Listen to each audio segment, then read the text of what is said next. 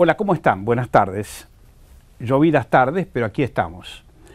El tema de esta primera media hora va a girar un poco en torno del affaire Vudú del vicepresidente. ¿Cuáles son las consecuencias futuras de su presentación ante la justicia? En fin, ¿cuáles son los escenarios con los cuales como ciudadanos presenciamos estas idas y vueltas? Hemos invitado al doctor Eduardo Gerón, que es abogado penalista y que nos está acompañando. Muchas gracias, doctor. Gracias a ustedes. Bueno, ¿cuál es la situación ahora, habida cuenta de que él se presentó ante la justicia y, en fin, se presentó ante la indagatoria? Todo el mundo ponía un signo de interrogación si lo iba a hacer o no lo iba a hacer. Bueno, se presentó, hizo el descargo, me imagino. ¿Cuáles son los pasos siguientes? Bueno, la presentación que tenía que hacer Vudú era obligatoria. O sea, Vudú no podía negarse a presentarse para hacer una declaración indagatoria. Lo único que podía hacer era no declarar, ir ante el juez y decir, bueno, me niego a declarar, o quiero declarar, o voy a presentar este escrito. En fin, él optó por declarar, porque además la declaración indagatoria es el momento que tiene el imputado de una causa de defenderse. Esto es, si no declarara, está desperdiciando el momento que tiene de explicar una situación. Bueno, Vudú fue, declaró, y ahora, ¿qué puede pasar? Como primera medida, si hubiera un solo imputado en la causa, ya entonces tendría que resolverse la situación a su respecto. Pero como hay varios imputados en la causa, entonces, ¿qué es lo que va a pasar? El juez va a tomar declaración indagatoria a las otras personas que tiene citadas.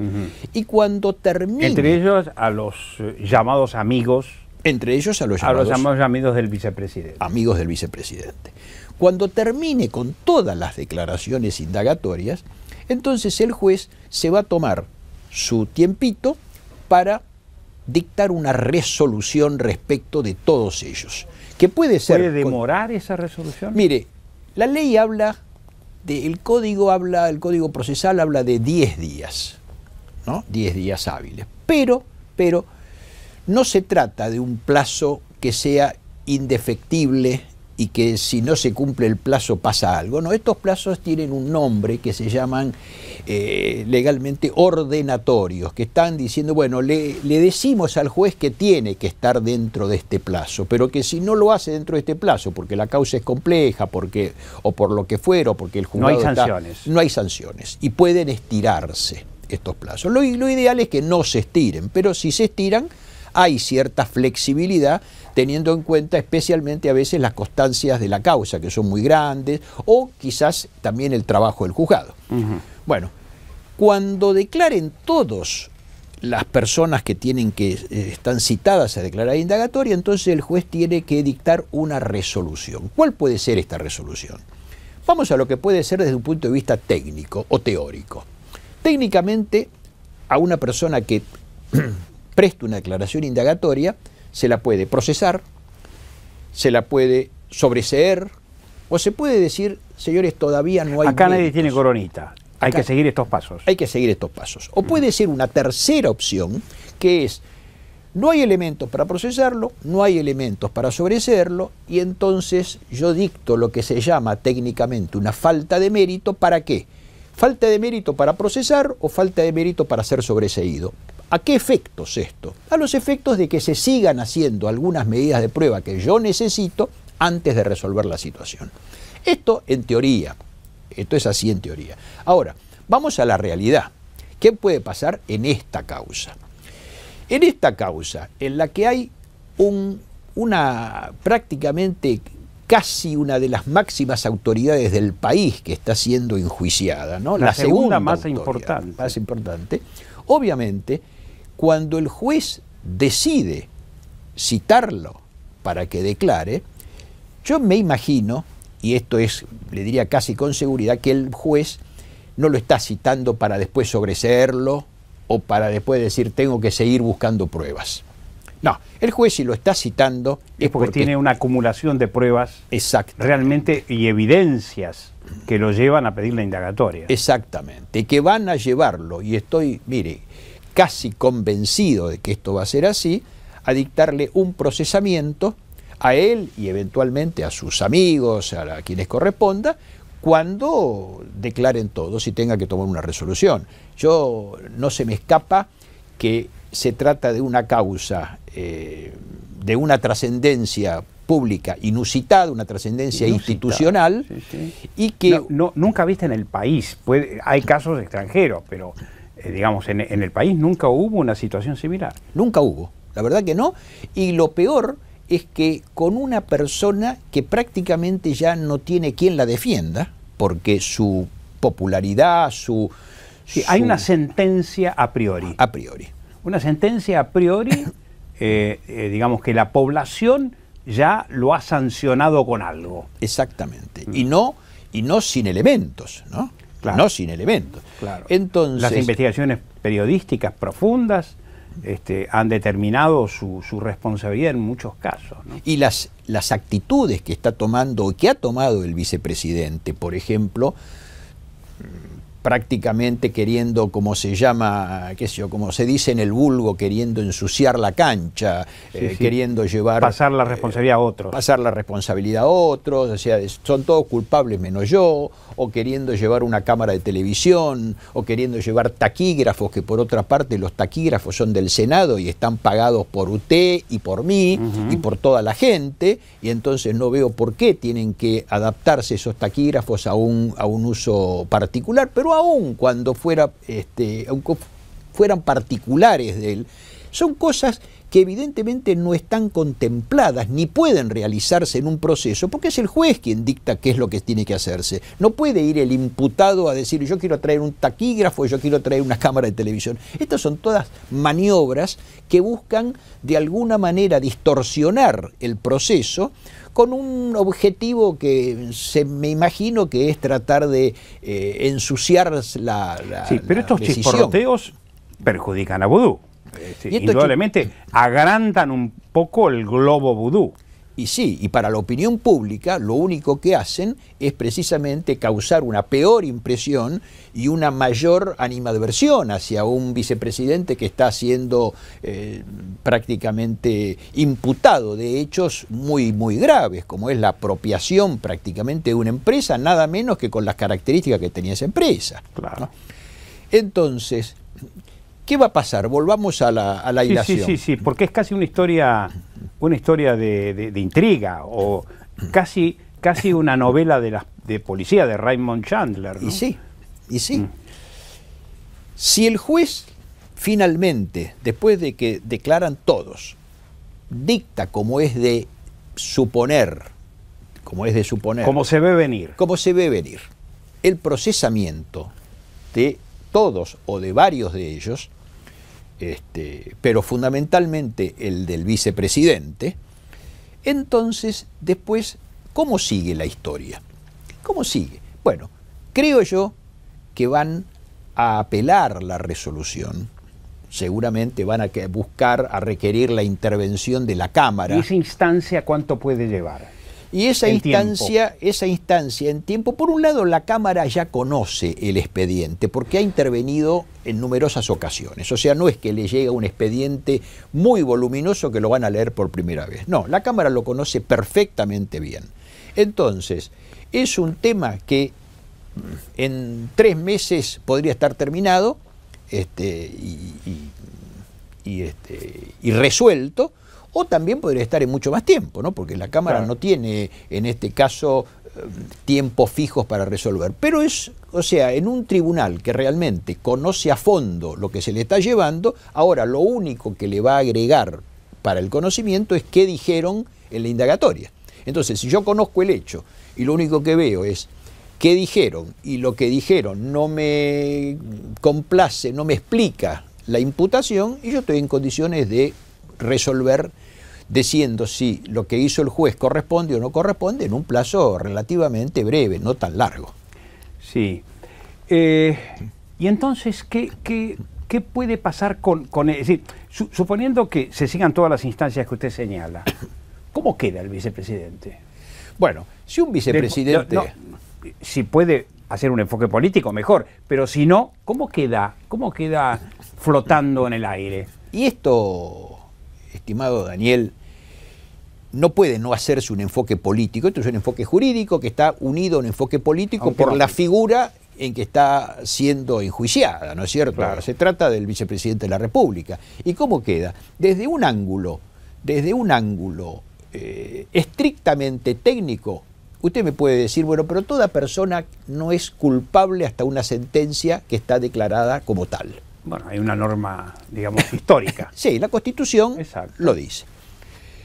Pero cuando una figura que desempeña una función institucional muy importante, o aunque no sea tan importante, pero que está desempeñando una función institucional, ¿se le puede permitir que siga realizando cuando hay un juez o una justicia? Presidiendo un sector importante del Parlamento, por presidiendo favor. El Parlamento. Cuando hay un juez y una Cámara, en el caso de que la Cámara confirme, cuando la justicia está diciendo que hay pruebas ya, prácticamente una semiplena prueba de la comisión de hechos que son ominosos, porque realmente estos hechos que van contra la administración pública, ¿no es cierto? Un enriquecimiento ilícito, unas negociaciones incompatibles con su función, que son muy graves, ese funcionario, ese vicepresidente, ¿puede seguir moralmente desempeñando el cargo? Yo creo que no. Sí, bueno, conozco funcionarios que tienen cara de piedra, ¿no? Aquí y en el exterior hay hechos históricos que demuestran que se puede tener cara de piedra. Nixon mintió. Sí, sí. Cuando le preguntaron, Nixon mintió. Bueno, pero después le tocó cuando el se Nixon descubrió. Gate. Claro, ahí tuvo que dejar la presidencia. Sí, sí. Eso no fue chiste, ¿no? Recuerdo todos los pasos, el caso de gente enviada desde la Casa Blanca a espiar al Partido Demócrata, toda la investigación periodística. Nixon se siente acorralado, dice, no, yo no tengo nada que ver, pero después las pruebas lo llevan a una situación, a arrinconarlo. Exactamente. Sí, fue gravísima esa situación. Fue gravísima. Usted sabe, Daniel, que por ejemplo en Alemania ha habido casos, varios casos, y recientes, de funcionarios, ministros inclusive, que tenían un título, un doctorado, médico, que tenía un doctorado en medicina, que no era tal. Entonces, era falso. Era falso, el doctorado, pero era médico. O sea, sí. Y se hacía llamar doctor, pero era médico, no es que no era médico tampoco, como acá ha habido algunos casos. No, era médico. Lo que no era casos risueños. Casos risueños. Sí. Lo que no era doctor, no estaba doctorado. Bueno, pues eso, el descubrimiento de eso le ha costado el cargo. Mucho más, se ha descubierto en algún ministro alemán que había plagiado partes de la tesis doctoral. ¿Qué tal? Y eso le costó el cargo de ministro, porque no podía ser que una persona que estaba con ese antecedente que de alguna manera minaba su moral, su credibilidad, fuera un funcionario público. Entonces, precisamente, si acá estamos con una persona que está prácticamente con una semiplena prueba, porque el procesamiento apareja eso, apareja una semiplena prueba del delito. No es plena prueba, porque la plena prueba sería la sentencia definitiva. Pero esto es una semiplena prueba y los elementos se analizan, no es una decisión caprichosa del juez. No, va a haber una resolución en la que se explica detalladamente por qué el juez toma esta determinación. Bueno, si después de esto un vicepresidente puede seguir presidiendo el Parlamento, las sesiones del Parlamento, puede seguir ejerciendo su función, me parece que no es lo que corresponde, no es lo que los habitantes de un país... Lo que el sentido común y el sentido de la justicia exigen. Exactamente. Sí. Doctor, indudablemente que lo que se ve es que el gobierno pretende aferrarlo. Por suerte todavía no ha dicho este es un ataque al gobierno. Pero, por ejemplo, el caso del diputado Kunkel ha señalado que si Lijo no cumple con las pautas que exige la justicia, será llevado al Consejo de la Magistratura. Una amenaza seria. Es una amenaza seria. Es una amenaza seria y lamentablemente está proferida por quienes ejercen un mandato, una representación popular. Entonces, Estas amenazas lo único que hacen es exacerbar al habitante, a la población, que ve como cuando un juez, llámese Campagnoli el fiscal, llámese el juez Lijo, llámese quien sea, un funcionario quiere investigar al poder, entonces cae toda la maquinaria presionable, toda la hazaña, la presión para tratar de que esto no suceda. Y esto es una cosa grave, porque no solo es contra ese funcionario, sino que es una advertencia a los demás. Si vos haces lo mismo, mirá lo que te espera. Que no es un chachazo en la cola, sino es una cosa mucho más seria, ¿no? Mucho más seria. Pero bueno, el Consejo de la Magistratura tiene mayoría oficialista y creo que están abusando, ¿no? Ese es tema es agua de otro molino, pero de todas maneras, todo está implicado, ¿no? ¿Tiene fe usted en el hijo? ¿Lo conoce? Usted ha sido docente universitario, ha estado en la justicia, ha trabajado en la justicia. ¿Tiene fe? ¿Lo conoce al hijo? No, no lo conozco, pero sí tengo fe porque los antecedentes del juez Lijo me inducen a pensar que va a ser una persona que va a resolver conforme a derecho, es decir, conforme a las pruebas que tengan. Y esta citación a indagatoria de toda esta gente es como que de alguna manera está demostrando que el juez está procediendo conforme a lo que tiene en las manos, ¿no es cierto?, conforme a las constancias del expediente, que en definitiva es lo que nosotros pretendemos de un juez, que resuelva conforme, no conforme a lo que quiere el demandante, el querellante o el acusado, conforme a lo que resulte del expediente. Claro. Esto es lo que nosotros queremos. Al esquema legal, ¿no? Al esquema legal. Al esquema legal. Yo creo que esto le va a venir muy bien a la justicia, porque la justicia no tiene buena imagen. No. Lamentablemente la justicia no tiene buena imagen, Daniel, y esto es algo que los jueces lo tienen que analizar porque son... ¿Lo asumen? Lo asumen. Póngase la mano en el corazón. Lo asumen. Algunos lo asumen. Oyarvide lo asume. No quiero hablar de casos particulares, claro, pero digamos, estos jueces que han sido, digamos, enfocados, que están en el foco de la tormenta, digamos, ¿no?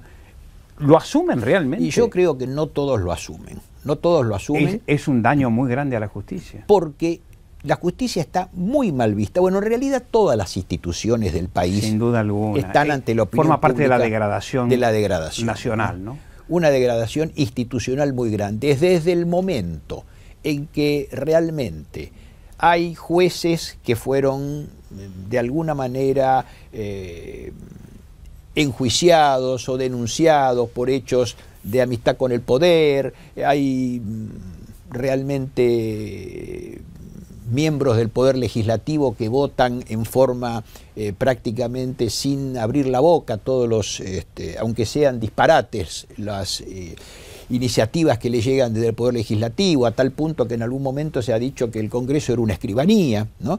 Entonces, todas estas cosas, y por otra parte, un poder ejecutivo que está presionando sobre los otros dos poderes permanentemente de distintas maneras. O que hace caso omiso de lo que exige la justicia, ¿no? Por ejemplo, no nos olvidemos que el procurador ante la Corte de Santa Cruz fue repuesto por la Cámara, por la Corte y por todos los tribunales durante varias veces y el Poder Ejecutivo nunca hizo caso. Así es. ¿No? Entonces, todo esto, ¿qué logra? Restarle calidad institucional. Exacto. Desgaste muy serio. Un desgaste. No hay calidad institucional, no hay respeto por las instituciones. Y cuando no hay respeto por las instituciones por parte de los poderes constituidos, ¿qué le podemos pedir a la gente? La gente va a respetar la ley. ¿Cómo va a respetar la ley? ¿Cómo le podemos pedir eso si nadie respeta? Los que tienen que mostrar el camino no lo están respetando, no lo están haciendo. Esto es muy grave, porque esta situación de falta de respeto institucional, yo le diría que hace mucho tiempo que no la vivimos, a este nivel, a este nivel. Y creo que esto tenemos que tomar conciencia, Daniel, porque, porque es un tema muy serio, muy serio. Esto, revertir este proceso, no es un proceso, no va a ser muy fácil. Esto va a revertir, para revertirlo van a pasar más de una generación, porque quien ha nacido y se ha criado en este llamémosle clima, en este clima, en este viva la pepa, en esta situación de impunidad, en esta situación en el que hasta no es conveniente trabajar porque total a mí me pagan igual. El caso del subsidiado. El caso del subsidiado. Y el hijo del subsidiado va a seguir el camino del subsidiado. El nieto también. Y el nieto también. Yo le voy a decir, le voy a comentar algo a este respecto. En Alemania, estaba Alemania dividida mientras duró el comunismo. Sí. ¿No? Alemania occidental, Alemania oriental. Una situación trágica. Los alemanes orientales estaban habituados prácticamente a una especie de subsidio, ¿no?, que el gobierno comunista tenía con ellos, mientras que en los occidentales... Más un espionaje cotidiano. Exactamente. Bueno, pues hoy en día, y me ha pasado hablando con más de uno, hoy en día me han dicho que los hijos de esa gente todavía no se han adaptado al sistema liberal, al sistema capitalista, porque siguen añorando y poniendo la mano para que el gobierno los mantenga. Se han convertido en skinheads, doctor. Exactamente. Se han convertido en pronazis. Exactamente. Los hijos de los funcionarios comunistas de la Alemania Oriental se han convertido en neonazis que queman los departamentos de los turcos y los departamentos de todo extranjero, todo extranjero que habita más o menos la zona. Tal cual. Y los nietos siguen ese camino también, con lo cual lo que estamos diciendo aquí es que toda esta gente, los hijos, los nietos, de todos estos subsidiados que hoy en día rechazan un trabajo, porque si no perderían el subsidio, va a ser muy difícil en el futuro cambiar esa mentalidad. O sea que el subsidio ha perdido la función que debería tener, que sería la de auxiliar realmente, en algún caso puntual, a quien tiene una necesidad, pero que no sea una industria como para que todos estén viviendo de eso. Claro. Doctor, ha sido un gustazo. Gracias a ustedes. Realmente nos ha esclarecido muchísimo cuál es el horizonte futuro y bueno, y me ha inyectado optimismo respecto de lo que sigue a este acto jurídico de esta semana. Es que tenemos que tener optimismo porque... Ojalá que sí, porque está en juego la imagen de la justicia también. Exactamente, tal cual. Muchísimas gracias. Hemos dialogado con el doctor Eduardo Gerón, que es un abogado penalista, y nos ha dado un panorama realmente muy amplio sobre cuál es la situación futura del vicepresidente Boudou. Vamos a una pausa y enseguida volvemos con ustedes.